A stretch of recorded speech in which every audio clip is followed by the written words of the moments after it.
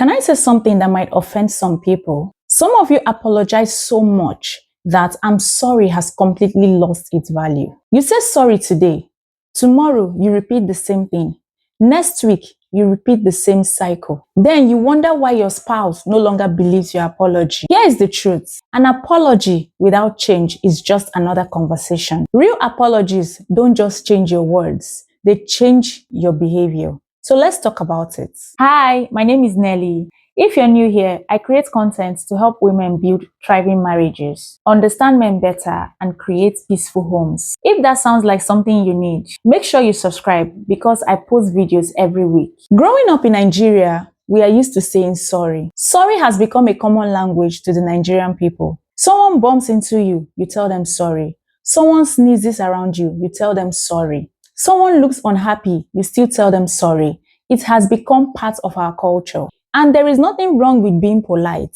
But sometimes we carry that same habit into marriage. We say "I'm sorry" so often that it becomes automatic.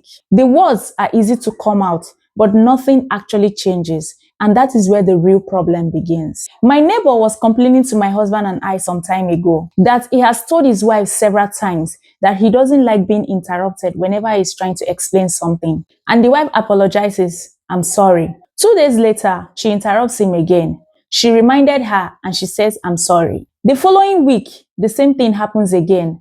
It keeps happening again and again and again. Now let me ask you, is that woman really sorry? Maybe she is. But from her husband's perspective, he doesn't feel that way. Because if every apology is followed by the same behavior, eventually the apology loses its meaning. Not because the words are wrong, but because the action never changes. So what does a real apology look like?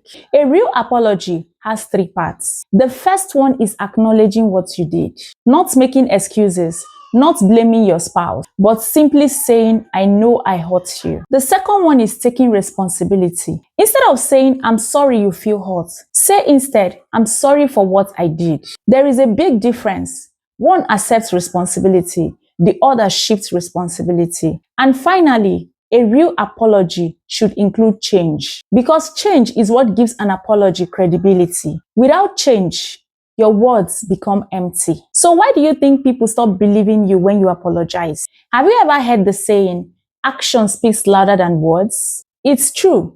If your husband hears you say "I'm sorry" 50 times, but sees the same behavior 51 times, he is going to be forced to believe your actions, not your words.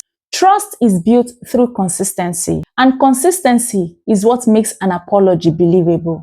Every time you apologize without making an effort to change, something negative begins to happen. Your spouse will start losing confidence in your words. So your next apology does not sound sincere to them.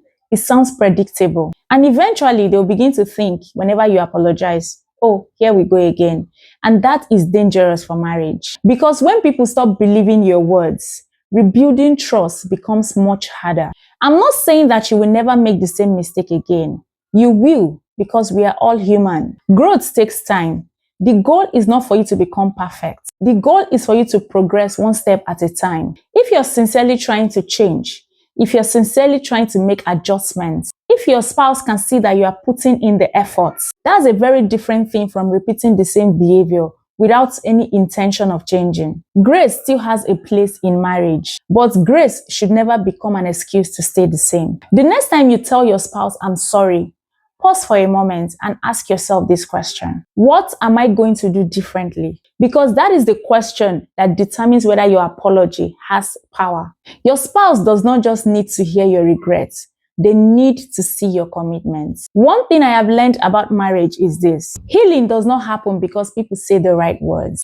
Healing happens because people choose to take different action. The words you say may start the healing process, but consistent change is what rebuilds trust. So the next time you apologize to your spouse, don't let your apology end with words. Let it continue through your actions, because that's the kind of apology that transforms a marriage. Before you leave this video, I have a challenge for you. Think of one thing that you have apologized for more than once. This week, instead of saying "I'm sorry" again, focus on changing that one behavior. Then come back and tell me how it went. I would love to hear from you. Which is more meaningful to you? Someone who says sorry every day and never changes anything, or someone who quietly changes their behavior? Share your thoughts in the comments. And if this video helped you, don't forget to subscribe. Because in the next video, I'm going to be talking about one of the biggest mistakes many wives make when correcting their husbands, and how to do it in a way that actually strengthens your marriage instead of damaging it. Trust me, you don't want to miss that video. Thank you so much for watching, and I will see you in the next video.